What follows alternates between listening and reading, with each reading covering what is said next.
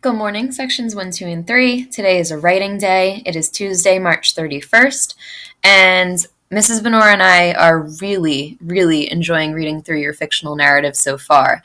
There are still some of you who have yet to upload your Google Doc into the fictional narrative Dropbox, so that post I will be moving to the top of Google Classroom right under this post. But today we're going to talk a little bit about fictional narrative endings. Again, this is from a book from Ralph Fletcher, and this chapter is called The End, Getting the Last Word. So according to Fletcher, there are 4 different types of endings that you could choose for your fictional narrative. You may have a different ending, but these are just different ones that he suggests trying.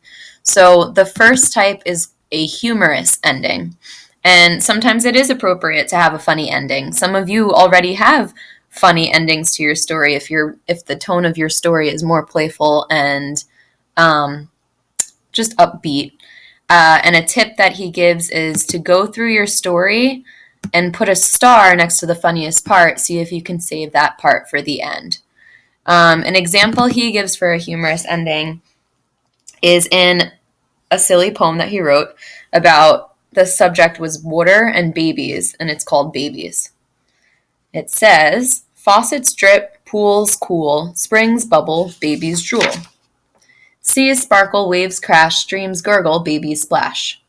Rivers rise, flood and worse, lakes glisten, babies nurse.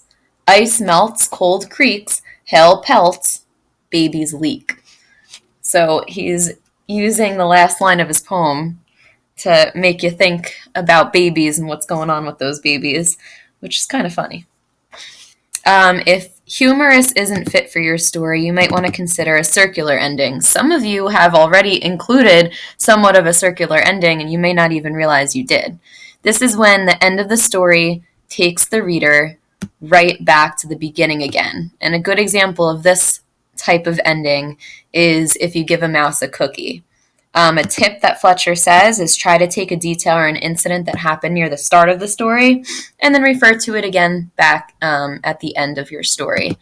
A circular and humorous ending that Fletcher uses as an example that I thought you'd really enjoy. A few years ago, he says, his friend told him this story about his 2-year-old son.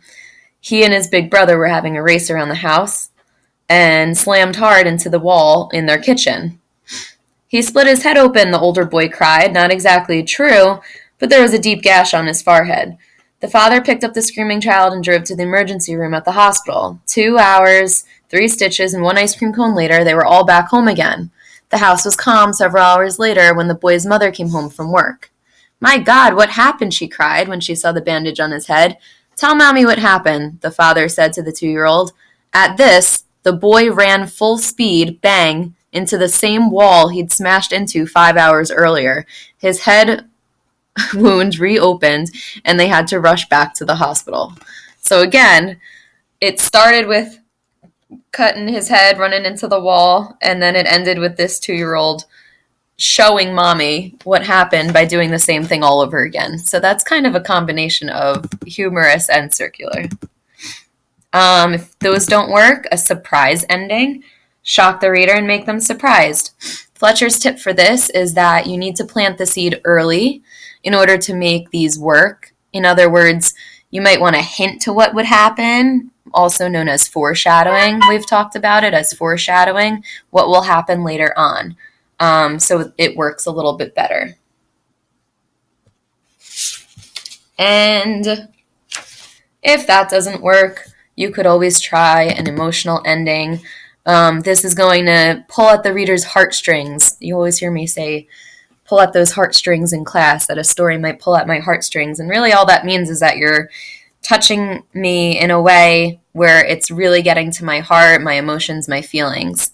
And a tip for you is sometimes keeping it very simple and using the simple language actually works best, or using a small detail can make for a great emotional ending. He gives me an example of this 6th grader who wrote about her uncle, who she loved very much, who passed away. And it's the simple topic of pulling weeds.